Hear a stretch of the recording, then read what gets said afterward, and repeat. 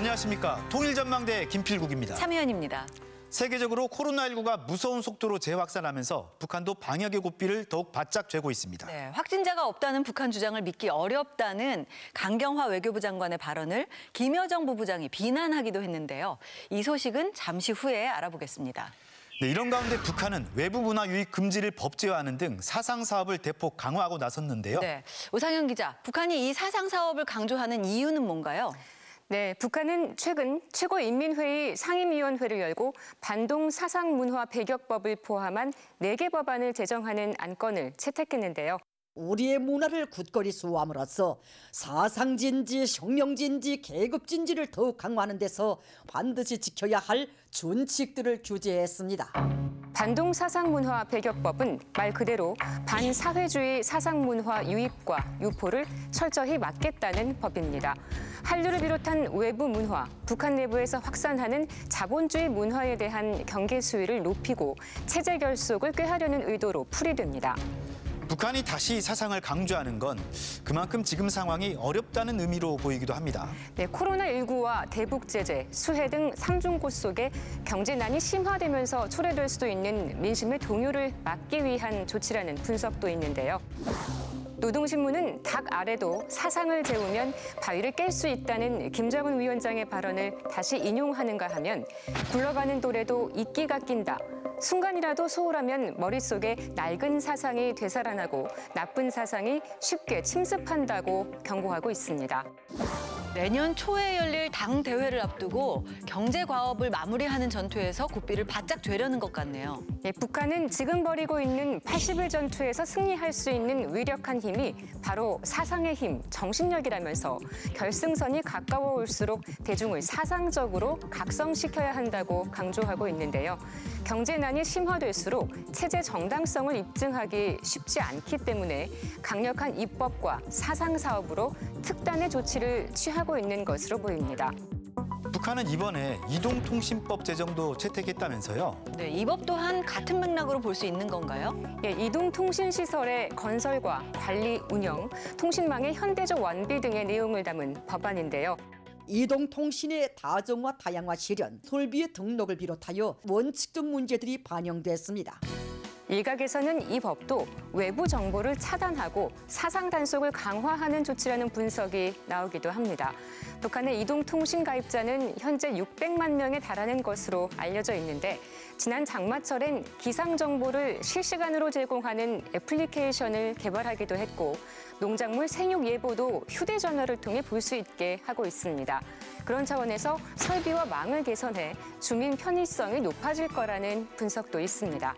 그런데 최근 들어서 북한이 백두산 답사를 재개했다면서요? 그러게요. 방역 단계를 초특급으로 격상하고 시설 이용도 금지했다던데 다소 의외입니다. 네, 북한은 곤충 사체까지 모아 4인 균형을 하고 있다고 밝힐 만큼 방역에 극도의 긴장감을 보이고 있는데요. 지역 이동을 극히 제한하고 각종 모임도 대거 금지한 상태입니다. 우선 요괴군수 부문에서는 종업원들에 대한 건병 검진을 실속 있게 진행하고 운영 후에는 손님들이 모두 내리는 정점에서 소독을 진행하고 그런데 이런 상황에서 지난달부터 수십 개 단위의 일꾼과 근로자 등이 백두산 답사를 다녀왔다고 북한 매체가 보도했습니다. 지역 이동을 제한하면서도 백두산 답사만은 예외라는 건가요? 그런 상황을 의식한 듯 북한 매체도 비상 방역학적 요구를 철저히 지키는 데 중심을 두고 답사 조직을 짰다고 보도하고 있습니다. 하지만 아무리 조심한다고 해도 여러 명이 단체로 숙식을 하며 긴 거리를 이동해야 하는 만큼 초특급 방역 상황을 감안하면 의외로 보입니다. 네, 지금 같은 코로나 비상 상황에서 북한이 백두산 답사를 재개한 이유는 뭔가요?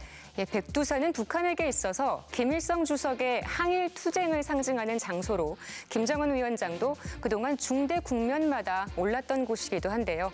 김정은 동지께서 백두의 첫눈을 맞으시며 몸소 백마를 타시고 백두산정에 오르시었습니다. 백두룡봉에서 보내신 위대한 사색의 순간들을 목격하며 극심한 삼중고 속에 민심 위반 우려가 커지면서 정신무장을 통해 내부 기강을 다잡으려는 의도가 아닌가 여겨집니다. 네, 북한의 코로나19 방역은 여전히 초비상 상태인 거죠. 예, 최근 평양 주재 러시아 대사관은 북한 외무성이 외국 공관과 국제기구에 보낸 공문을 공개했는데요. 외교단지 출입구 등에 체온 측정과 소독을 위한 진료소를 설치하기로 했고요. 종교시설에 15명 이상 참석하거나 식사 자리에 10명 넘게 모이는 것도 금지했습니다. 또 외국 공관의 북한 직원들은 오후 6시 이후 근무를 할 수 없고 식당은 9시까지만 영업해야 한다고 주문했는데요. 다음 달 당 대회를 앞두고 방역에도 한층 더 만전을 기하고 있습니다. 네, 오상현 기자 잘 들었습니다.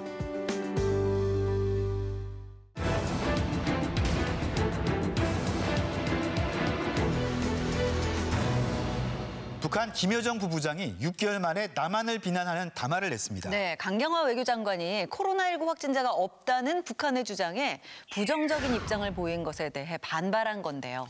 코로나19 국면에서 대외 메시지를 자제해왔던 김여정이 다시 전면에 등장한 이유는 뭘까요? 최유찬 기자가 살펴봤습니다. 강경화 외교부 장관은 코로나19 국면에서 북한이 더 폐쇄적이 되고 있다면서 확진자가 전혀 없다는 북한의 주장에도 의문을 제기했습니다. The regime is very intensely focused on controlling the disease that they say they don't have. So it's a bit of an odd situation. 사흘 뒤 김여정 노동당 제1부부장이 직접 당 장관의 발언을 앞뒤 계산 없는 망언이라고 비난하고 나섰습니다. 또 남북 관계에 더욱 스산한 냉기를 불어오고 싶은 모양. 두고두고 기억할 것, 정확히 계산할 것이라며 으름장을 놨습니다. 표면적으로는 자신들이 자랑하는 코로나19 방역 성과를 폄하한 데 대한 반발로 보입니다.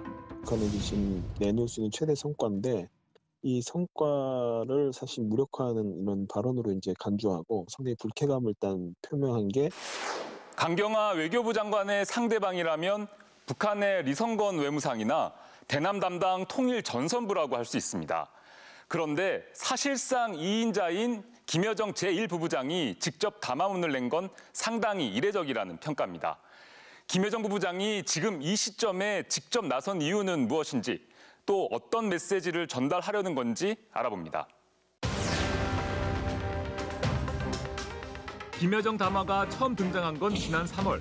청와대가 북한의 단거리 발사체 발사 중단을 요구하자 주제 넘은 실없는 처사, 전능하다는 등 거친 말로 맹비난했습니다.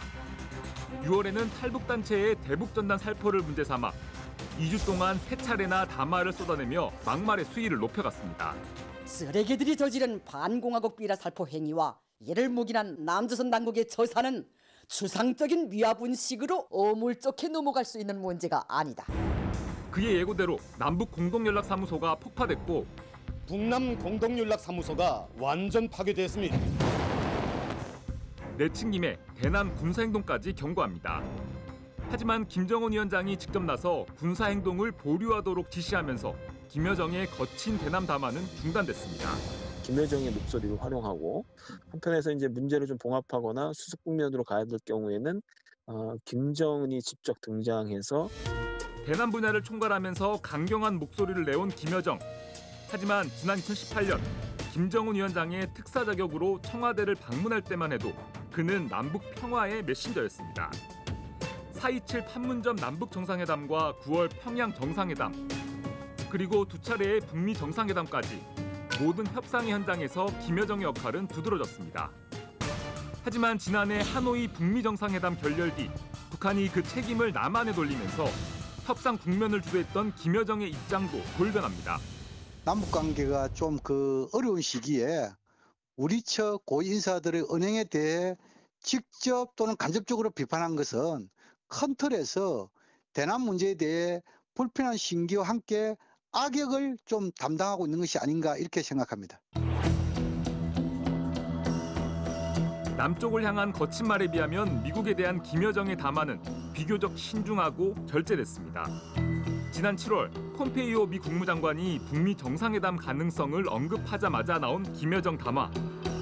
트럼프 대통령의 성공을 기원하는 김정은 위원장의 메시지를 전달하고 심지어 미국 독립기념일 행사 DVD를 얻고 싶다는 핑계로 자신이 직접 대미 접촉에 나설 수도 있음을 암시했습니다. 김여정은 마지막 대미 담화에 북한 비핵화의 전제 조건도 담았습니다. 보기 드물 정도로 상세하게 북한이 요구하는 내용과 자신의 어떤 전략적 입장을 상당히 상세하게 소개하는 그런 담화였거든요. 그로부터 5개월, 북한이 코로나19와 수해 복구에 전념하며 대외 메시지를 자제하던 김여정이 강경화 외교부 장관의 발언을 문제 삼은 이유는 단지 북한의 방역 성과에 의문을 제기했기 때문만은 아닌 것으로 보입니다. 북한이 미국 바이든 행정부 출범에 맞춰 대외 정책을 정비하는 시점에 남측에 대해 경고를 보낸 것이라는 분석입니다. 미국의 정권 교체 등 북한 국내외의 민감한 시기에 체제 훼손과 존엄 모독에 대해서는 결코 자시하지 않겠다는 의지의 메시지가 담긴 것으로 보여집니다. 현재 북한은 바이든 당선 이후 미국을 자극하는 메시지를 통제하는 등 상황을 신중하게 관리하고 있습니다. 강경화 장관을 향한 김여정의 담화도 이전의 독설에 비해서는 수위를 조절했다는 점도 눈에 띕니다. 전문가들은 북한이 내년 8차 당대회에서 내놓을 대미 전략 역시 성급한 도발은 아닐 것으로 조심스럽게 전망합니다. 8차 당대회에서 나올 대남 메시지나 대미 메시지가 나름대로 좀 온화하고 유화적인 좀 분위기로 나올 가능성이 있기 때문에 지나치게 이제 공세적인 언어를 회피한 걸로 보이거든요. 내년 8차 당대회 이후 그 역할과 위상이 더욱 강화될 것으로 보이는 김여정. 미국 새 행정부의 등장과 한반도 정세 변화의 시기에 다시 그를 내세운 북한의 속내에 이목이 쏠리고 있습니다. 통일전망대 최유찬입니다.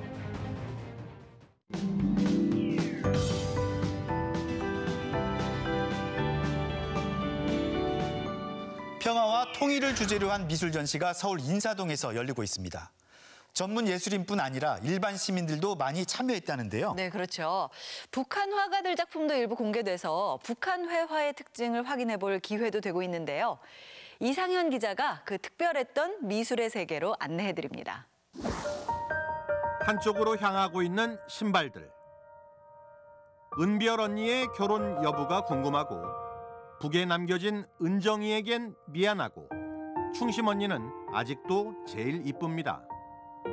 따뜻한 남양집을 향해 걷는 탈북민들의 모습을 북한 친구들에게 보내는 안부 편지를 적어놓은 신발을 통해 표현한 한 탈북 작가의 작품입니다.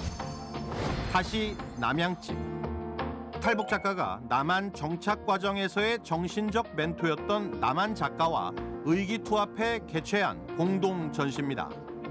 아무래도 이제 전시라는 이미지를 가지고 남한 사람과 북한 이탈 주민 모두에게 이제 미리 올 통일과 그다음에 또 북한 이탈 주민에 대한 어떤 인식 개선 같은 것들을 저희가 어떻게 이미지로 메시지를 전달하느냐가 주요 목표였어요. 이 남한 작가는 자신이 만났던 46명의 탈북민들 마음 하나하나를 오래 달리기 트랙으로 표현했고 저에게 오래 달리기라는 건 쉽지 않은 어떤 미션이에요. 근데 그들에게 오래 달리기는 어떤 걸까? 북한 이탈 주민들이 탈북하는 여정 중에 그 오래 달리기는 위험한 순간도 있고 또 안도의 어떤 순간들도 있는데 그 달리기 트랙을 할 때 그분들의 감정들이 어떨까? 탈북 작가는 소원을 적어 날리면 이루어진다던 종이 비행기 모양을 한 유닛 하나하나로 개인 각각의 꿈들을 나타냈습니다. 하나하나의 유닛이 모여서 더 큰 하나를 이루고 그 큰 하나가 남북한 통합의 의미에도 조금 너무 잘 맞고 우리가 통일을 원하는 영혼의 마음들이 하나로 모였다. 그래서 하나의 아름다운 작품이 이루어졌다라는. 남북의 작가가 만나 하나의 전시를 만들었고 그 과정에서 서로 하나가 되는 통합, 진정한 하나됨이 무엇인지를 느낄 수 있었습니다. 서울 인사동의 또 다른 갤러리. 지금 이곳에선 올해로 24번째를 맞은 통일 미술 대전이 열리고 있습니다. 평화와 통일을 주제로 한 400여 점의 작품들이 전시돼 있다는데요. 지금부터 한번 감상해 보시죠.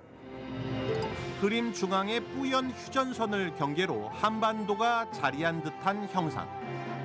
하늘의 구름은 아무런 장애 없이 자유롭게 남북을 오갑니다. 화가가 2달 전 강원도 인제의 산골짜기에서 북녘을 바라본 일출 장면을 화폭에 담은 작품으로 통일부와 평화문화재단이 공동 주최한 올해 통일미술대전에서 가장 큰 대통령상으로 선정됐습니다. 휴전선 부근에 감춰져 있는 이 비경들이 많거든요. 이런 비경들이 감춰져 있는 것이 너무 안타까워서 여러 사람들이 좀 많이 보고 나눴으면 좋겠다는 뜻에서 제가 찾아가서 사진에 담고 화폭에 옮겼습니다. 국무총리상은 50년 넘게 한 길을 걸어온 전주의 목공의 명인이 정성스레 만들어낸 선비장이 차지했습니다. 남북이 하나로 연결돼야 한다는 강한 열망을 담기 위해 걸림돌로 비유될 수 있는 못을 전혀 사용하지 않고 나무 조각을 하나하나 손으로 끼워 맞춘 전통 방식으로 제작됐습니다. 통일부 장관상의 이 자수공예 작품은 한민족의 고귀한 성품을 표현하기 위해 금빛 실을 사용했고 천년장생 동물로 불리는 학 2마리를 아래 위로 배치해 남북의 조화와 평화 통일을 염원했습니다. 우리 남북 간의 관계도 2마리의 학처럼 서로 마주하고 화합하고 만사를 늘 지혜롭게 해결해 나가길 원하는 마음으로 작품을 만들었습니다. 북한에도 남아있다는 조선 전통 복식 중 하나인 이 화롯은 2마리의 원앙을 등장시켰습니다. 결합과 부부의 상징인 원앙으로 평화 통일을 통해 이룬 하나의 가정을 꿈꿔봤습니다. 잠깐만 그러시더라고요. 통일이라고 하는 게 어떤 결혼과 같지 않을까. 서로 다름을 이해하고 사랑해야 된다고 하는 그런 바람을 좀 가지셨다고. 올해 통일미술대전엔 서양화, 한국화, 디자인, 공예 등 다양한 분야에서 역대 가장 많은 700여 점의 작품들이 출품됐고 온라인 투표 결과까지 심사에 반영해 400여 개의 입선작이 선정됐습니다. 입선작 중엔 서예 작품들도 상당히 많았습니다. 오랜 나날 헤어져 산 남과 북의 한결애가 같은 땅을 딛고 같은 하늘 우러르며 하나 된 나라에서 살게 하소서. 이혜인 수녀의 시를 인용해 평화통일의 지향점을 단정한 궁서체로 표현한 이 작품은 심사위원들의 호평을 받았고 서양식 서예, 캘리그라피로 표현한 한 주부 직장인의 작품도 눈길을 끌었습니다. 아직까지는 뭐 프로가 아니니까 수없이 연습을 하죠. 연습을 해서 그중에서 제일 잘 됐다, 내 마음에 좀 들었다 이랬을 때 작품 전시를 저희가 여기 공모를 합니다. 과거 남북의 화가들이 교류할 때 받아 소장해온 북한 화가들의 작품 일부도 이번 전시에서 처음으로 공개됐는데 인물보다는 주로 자연 풍광을 소재로 한다는 북한 회화의 특징을 다시 한번 확인해 볼 수 있었습니다. 어느덧 24년이나 되었어요. 말 그대로 통일미술대전인데 아직까지 북쪽 작가들하고 함께 공동 주최를 해본 적이 없어서 우리 목표는 남북 공동의 미술대전으로 이렇게 발전시켜 나갈 그런 계획들을 가지고 있습니다. 하나가 된 미술, 하나가 되기 위한 예술.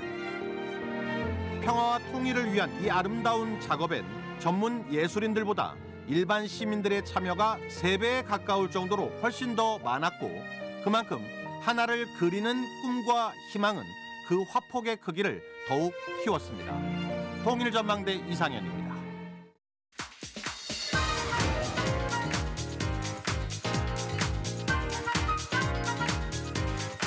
지난 시간에 북한 여성들의 임신과 출산에 대해 알아봤는데요. 네. 산후조리에 각별하게 신경 쓰는 건 남한이나 북한이나 마찬가지였어요. 네, 맞아요. 이 출산이라는 작은 고비를 넘기면 육아라는 큰 고비가 또 있잖아요. 그렇죠. 특히 요즘 코로나19 때문에 더욱 어렵게 됐는데요. 북한은 어떨까요? 오늘 도움 말씀 주실 2분 나와 계십니다. 어서 오세요. 안녕하세요. 안녕하세요.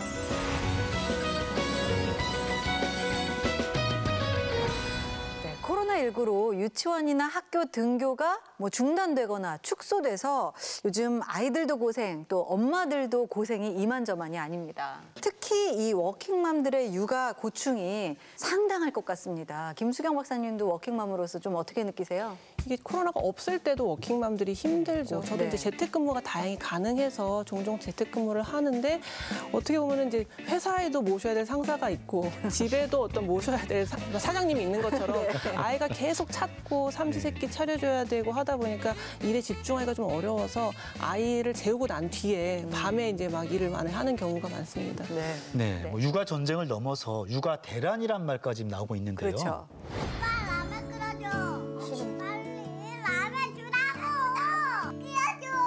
어른들은 일하러 나가고 아이들만 남아서 이 컵라면을 끓여 먹는 모습인데요. 혹시 사고라도 날까 봐 좀 걱정이 됩니다. 그럼 이 컵 표면에 생긴 물방울은 어디에서 온 것일까요?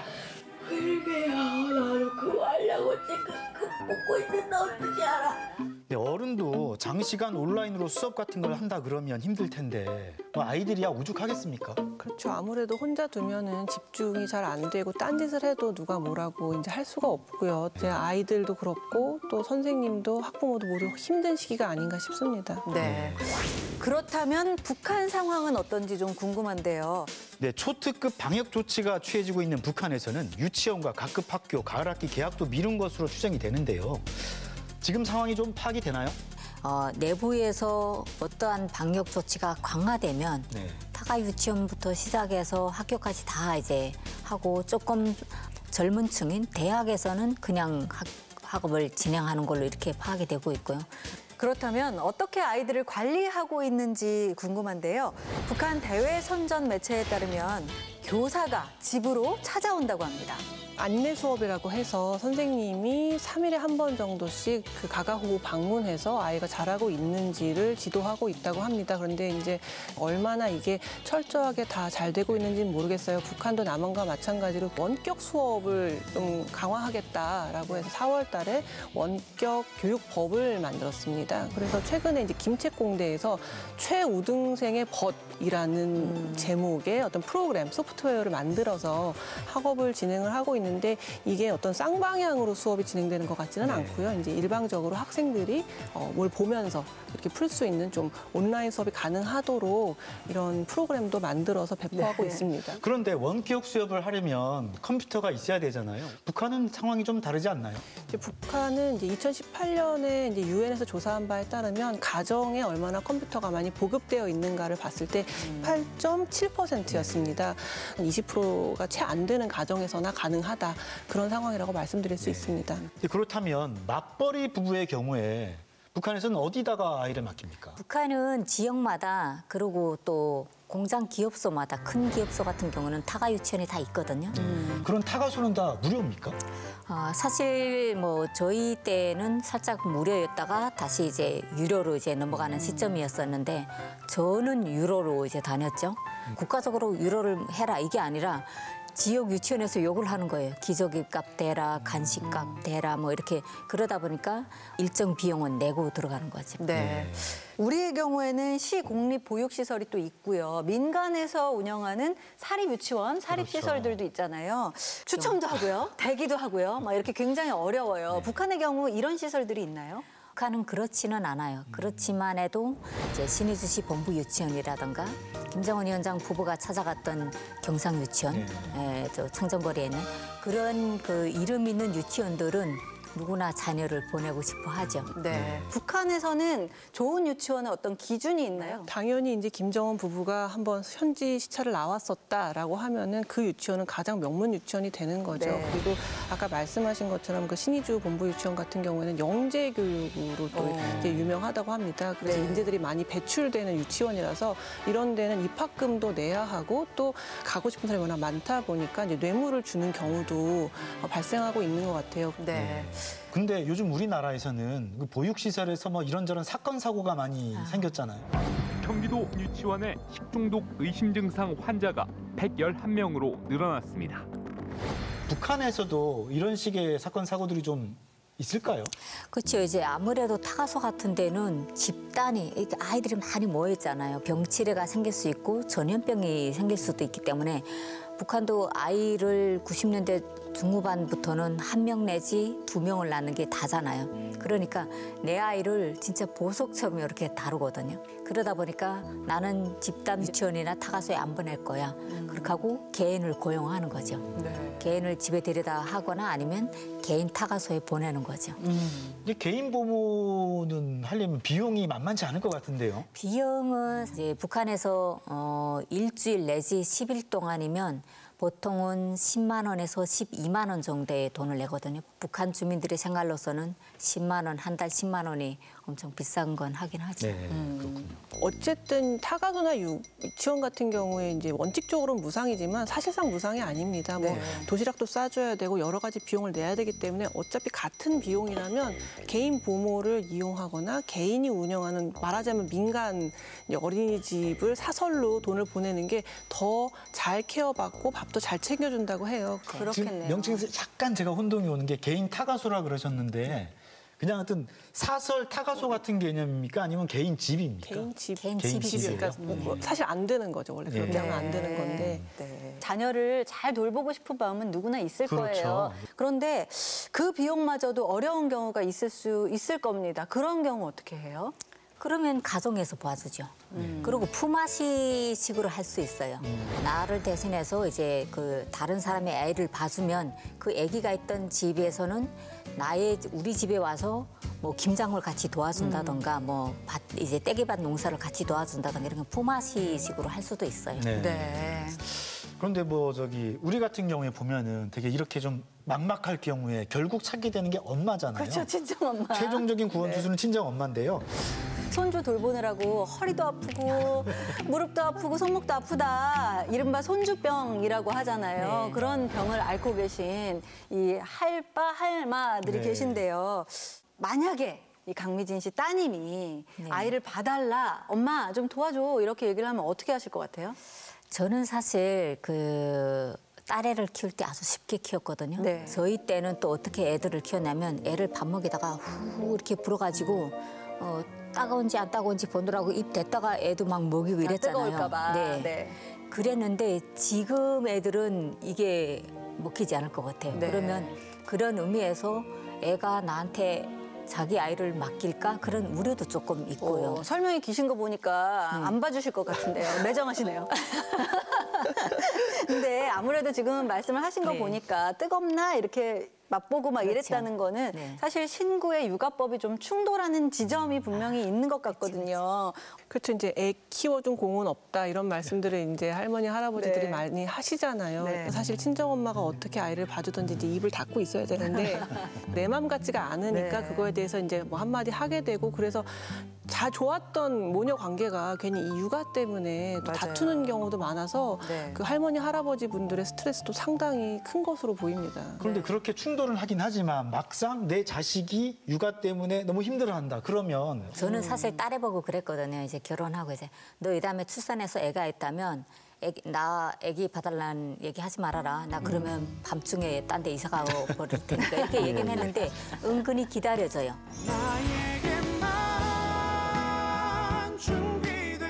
우리나라 같은 경우 요즘에 뭐 육아휴직도 잘 쓰게 돼 있고 그래서 뭐 육아를 돕는 남편들도 많이 늘어났다고는 하는데요. 그래도 아직까지 육아에서 얼마나 돕고 계세요? 저는 애들이 다 커갖고요. 그래도 여전히 육아에서 여성의 몫이 큰 게 아닌가 이런 생각이 듭니다. 북한은 어떻습니까?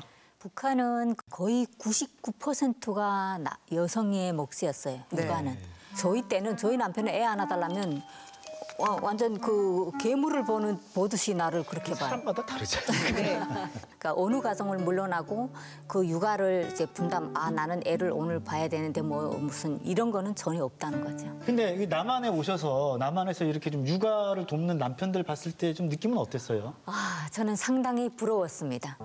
상당히 부러웠고 처음에는 저 사람이 뭐가 모자라서 뭐가 모자라는 줄로 저는 알았거든요. 처음에 북한도 이제 남편이 아내한테 지어서 사는 그런 가정들이 혹시 있으니까 아, 저 사람은 아내한테 지어서 사나? 이렇게 생각했는데 그게 아닌 거예요. 네, 우리는 예전 세대 이 부모들은 아빠가 사실 육아를 좀 나몰라라 하는 경우도 있었는데 요새는 좀 많이 바뀌었잖아요. 바뀌었죠. 북한의 경우 어때요? 2017년, 18년 북한 내부 사진들을 받아오는데도 좀 달라진 모습들이 좀 있긴 한데 가정의 경제력을 누가 지고 있냐에 따라서 육아가 이제 분담이 되는 거예요. 여성이 가정의 생계를 책임지면 남성이 분담을 좀 하고 아니면 남성이 주로 이제 배급을 타드려거나 뭐 돈을 번다면 육아는 100% 여성에다 하는 걸로요. 박사님, 북한 남성들의 입장이 좀 조사가 된 게 있나요? 어때요? 젊은 세대를 중심으로 가사 일이나 육아는 남편이 좀 돕는 정도의 일은 좀 받아들이고 있는 것 같고요. 특히 이제 한류 드라마 같은 걸 보면은 이제 남성이 굉장히 여성에게 잘해주고 뭐 그것도 완전한 현실은 아니지만 그 뭐 육아도 많이 도와주잖아요. 그런 걸 보면서 굉장히 선진국의 문명화된 모습이니까 남자들이 여성의 일을 돕고 육아를 참여하는 그런 분위기가 천천히 스며들고 있는 것 같다는 느낌이 듭니다. 그렇다면 다행입니다. 네, 코로나19로 남북한 공히 지금 육아 전쟁을 치르고 있는 상황인데요. 그렇습니다. 오늘 말씀 나누다 보니까 남북의 할바, 할마들이 너무 힘들지 않게 좀 도움을 줄 수 있는 해결책들이 좀 나와야 할 것 같네요. 네, 아이 한 명 키우려면 마을 전체가 필요하단 말도 있잖아요. 모두 이 어려운 시기 잘 이겨내시길 바랍니다. 네, 오늘 도움 말씀 주신 두 분 고맙습니다.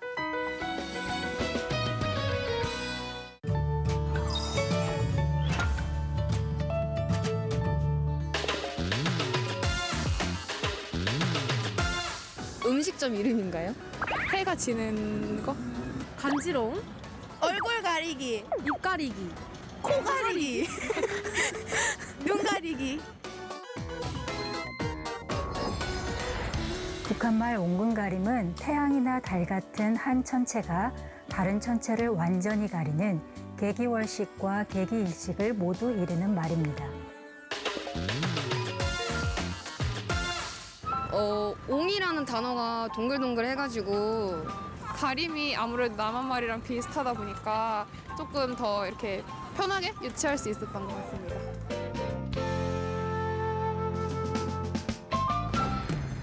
코로나19 확진자 증가세가 좀처럼 꺾이지 않고 있습니다. 그렇다 보니까 병상 확보에 초비상이 걸리고요. 컨테이너 병상을 설치하는 등 안간 힘을 쓰고 있는데요. 네, 사회적 거리두기 수칙 꼭 지키고 더 큰 혼란이 오기 전에 반드시 막아내야겠습니다. 통일전망대 다음 주 더 알찬 내용으로 찾아오겠습니다. 고맙습니다.